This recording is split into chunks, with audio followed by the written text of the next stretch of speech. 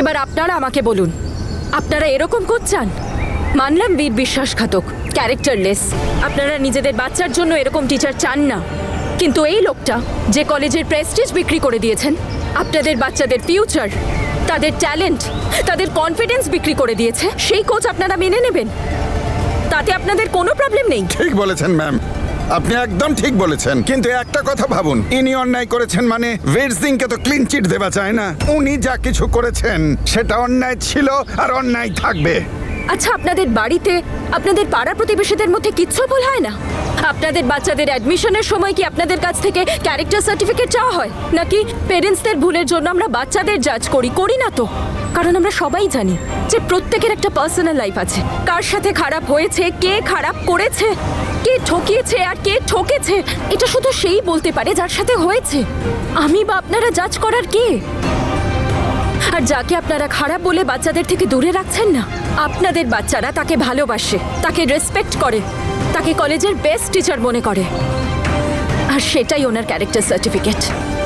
Coach না হওয়া সত্ত্বেও ও আপনাদের বাচ্চাদের ট্রেনিং দিয়েছে, ওদের প্র্যাকটিস করিয়েছে। কেন? কারণ ও আপনাদের বাচ্চাদের মধ্যে যে কনফিডেন্স, সেটা জাগাতে চেয়েছিল, যাতে আপনাদের বাচ্চারা ম্যাচটা জিততে পারে। আর দেখুন, ওর সেলফলেস এফার্টের জন্য আপনাদের বাচ্চারা এই ম্যাচটা জিতেছে আর এই কলেজের প্রেস্টিজ বাঁচিয়েছে। এবার ওদের স্টেট লেভেল চ্যাম্পিয়নশিপে যাওয়া থেকে কেউ আটকাতে পারবে না। আর তারপরেও যদি আপনারা সেই টিচারকে খারাপ বলে আপনাদের বাচ্চাদের থেকে দূরে রাখতে চান, সেটা আপনাদের ইচ্ছে। যদি আপনারা আপনাদের বাচ্চাদের এটা শেখাতে চান যে যতই ঠিক হোক না কেন, আপনারা শুধু খারাপটাই দেখবেন, নিউজ পেপারের হেডলাইন্স দেখে কাউকে জাজ করবেন, তাকে হিউমিলিয়েট করবেন, তাকে শাস্তি দেবেন, এইসবই শেখাতে চান তো?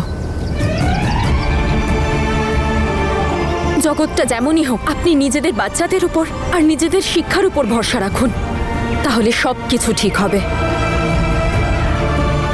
এরপর আপনাদের ইচ্ছে। Congratulations Bir sir.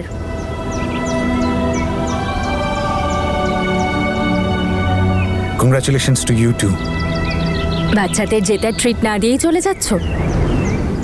ওদের থেকে দূরে থাকাটাই আমার জন্য ঠিক। কিন্তু আমার আশেপাশে তো থাকতে পারো, আমায় তো ট্রিট দিতেই পারো। আচ্ছা, তাহলে আপনি একজন মিথ্যেবাদী, প্রতারক এবং বদনাম মানুষের সাথে ট্রিটে যেতে চাইছেন, যার থেকে সবাই দূরে থাকতে চায়।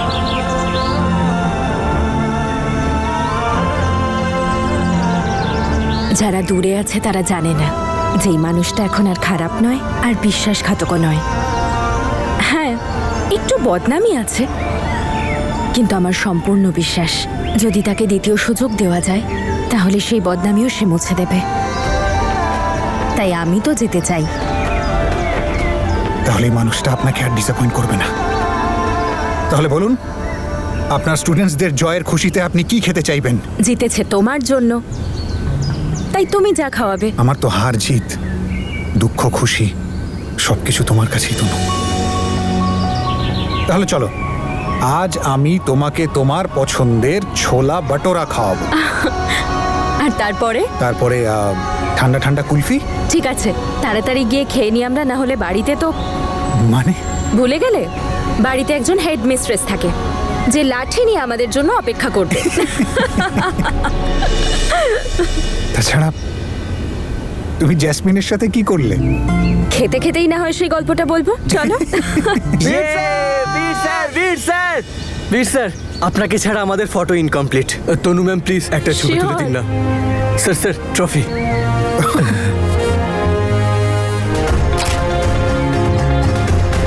এই নাও, নিজেদের প্র্যাকটিসটা চালু রেখো, আর খুব শিগগিরই তোমরা একটা ভালো কোচ পেয়ে যাবে। ওকে? অফকোর্স, খুব ভালো কোচ পাবে, মানে পেয়েই গেছে। We are extremely sorry. So welcome to the college sir. আমি কালই আপনার জয়েনিং লেটার পাঠাচ্ছি।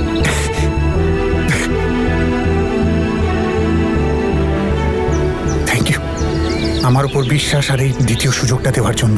যতটা ভালো পালন আপনারা এদের করেছেন, ততটাই ভালো কোচিং আমি ওদের করব। I promise. ইয়ে!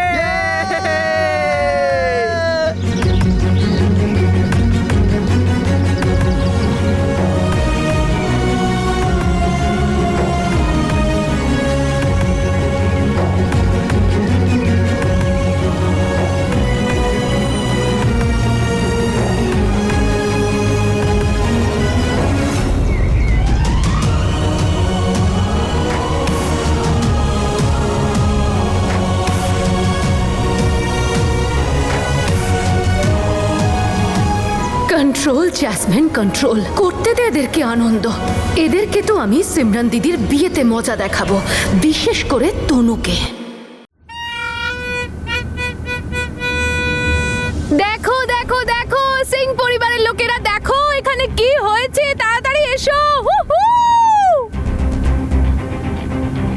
আরে শাশুড়ি মা, আপনি ভাবে দাঁড়িয়ে দাঁড়িয়ে কি করছেন বলুন তো? যান বরণ ডালা নিয়ে আসুন।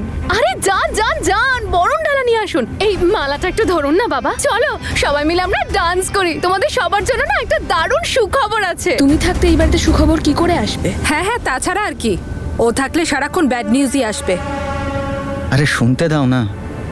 হ্যাঁ আগে দেখে তো নিন। এখন আমি কাউকে কিচ্ছু বলবো না, চলো না সবাই একসাথে ডান্স করি।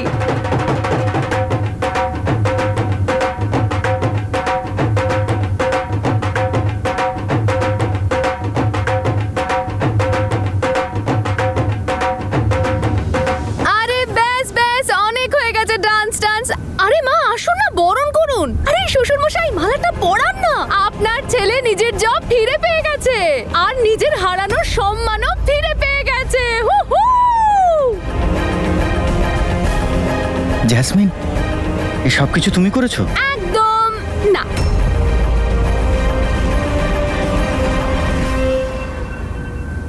ও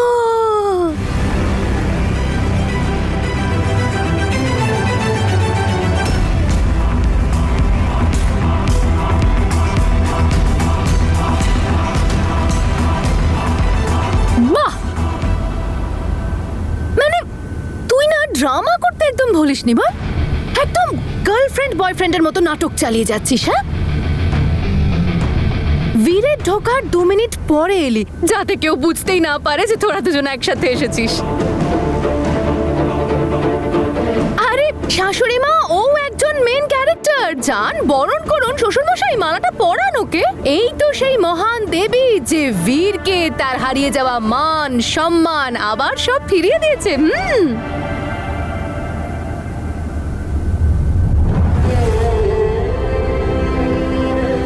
থ্যাংক ইউ মা। মা তনু, এসব কি করে হলো? তুই এমন কি করলি যে? বাবা, আমি কিছু করিনি, যে করেছে সেটা হলো বীর। আর আজ ওর পরিশ্রমের জন্যই আমাদের বাচ্চারা ম্যাচটা জিততে পেরেছে।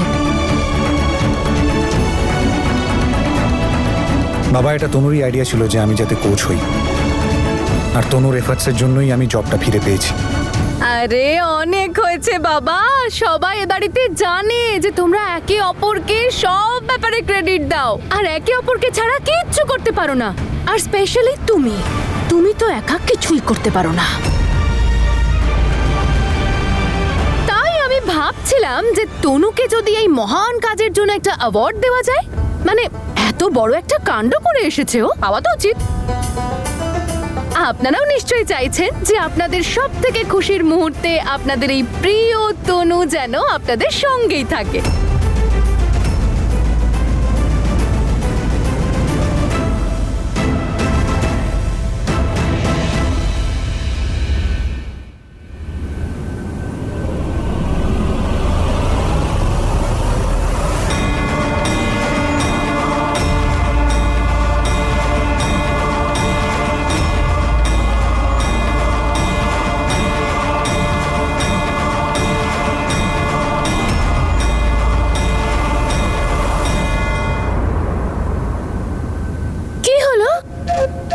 এভাবে কি দেখছেন আপনারা? তনু বীরের জন্য কলেজ যাওয়ার রাস্তাটা খুলে দিতে পারে, আর আমি কয়েকটা দিনের জন্য এই দড়িটা খুলতে পারবো না? হ্যাঁ রে তনু, এটাই হলো তোর অ্যাওয়ার্ড। আমি তোর এন্ট্রি আগামী 3 দিনের জন্য এই বাড়িতে, মানে সিমরান দিদির বিয়ে হওয়া পর্যন্ত একদম ফ্রি করে দিলাম। Free free free.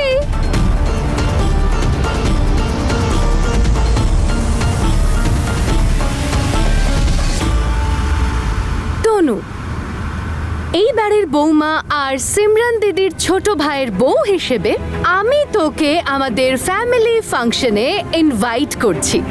আয় আয় আয়। আজ হঠাৎ এত ভালো ব্যবহার করছিস? কোনো কারণ তো আছে, কারণ ছাড়া তো তুই আবার কিছু করিস না।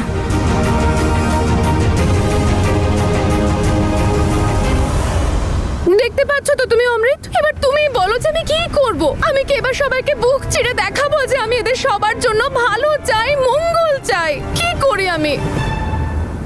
তনু, আমি খুব খুশি হয়েছি। আমার বিয়ের সেরা উপহার এটা। এর থেকে ভালো উপহার তো হতেই পারে না। আর তোমাকে ছাড়া আমার বিয়েটা কি করে সম্পূর্ণ হতো? I am so happy.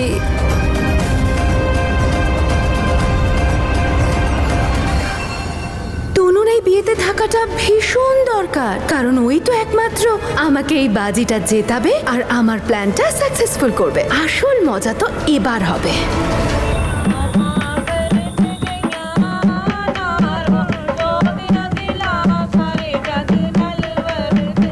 মা, হ্যাঁ মা, তুমি একটা সুন্দর দেখে ডিজাইন পছন্দ করো না? না মা, আমি নিয়মের জন্য ছোট্ট করে লাগাবো। এই দেখো দিদি, পড়ো না তুমিও, আমিও তো পড়ছি। ঠিক আছে, তুই লাগিয়ে নে।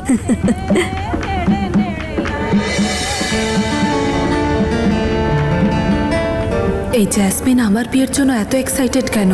দিদি, কতদিন পরে এই দিনটা তোমার লাইফে এলো, তাই আজ কোনো নেগেটিভ কিছু চিন্তা করো না, আনন্দ করো। তনু, আমি খুশি থাকার অনেক চেষ্টা করছি, কিন্তু জানি না কেন জ্যাসমিনের কথা ভেবেও আমার খুব ভয় করছে। জানি না ও কখন কি করে বসে। দিদি, আমরা আছি তো। আর তারপর তোমার 6 ফুটের বক্সার ভাইও তো আছে, যে তোমার বিয়েতে ব্ল্যাক ক্যাট কমান্ডার মতো পাহারা দেবে। একদম চিন্তা করো না তুমি।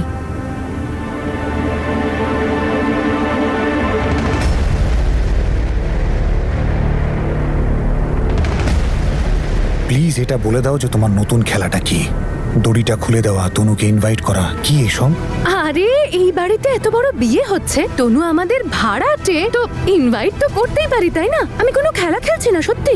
তোমরা দুজন তো সত্যি আমাকে সব সময় সন্দেহ করো। আচ্ছা বীর, সরো, আমাকে যেতে হবে তো, লোকজন চলে এসেছে। এই বাড়ির বউ আমি, সবকিছু তো আমাকেই অ্যারেঞ্জ করতে হবে।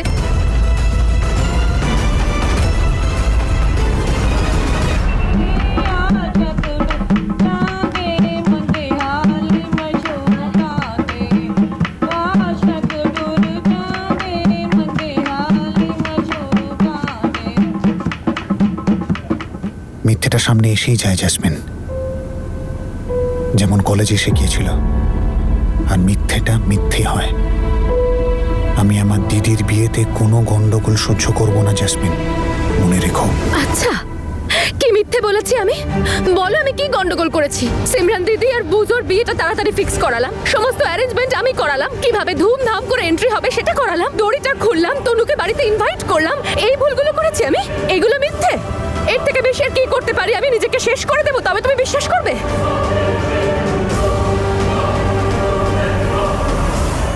ভুল বলছিস তুই জ্যাসমিন। তুই এত কিছু করছিস তাই আমাদের ডাউট হচ্ছে যে আবার কিছু ভুলভাল না করিস। বাড়িতে এন্ট্রি দিয়েছি, বাড়ির বিষয় নাক গলাতে বলিনি। বাড়িতে বাঘিনী সেজে ঘুরে বেড়ানোর চেষ্টা করিস না। তোর এন্ট্রি দেওয়া বা না দেওয়ায় আমার কিচ্ছু যায় আসে না, কারণ এই বাড়ির জন্য আমি সব সময় ভাবি আর ভাববো। এবার তুই বল, কি প্ল্যান করছিস তুই?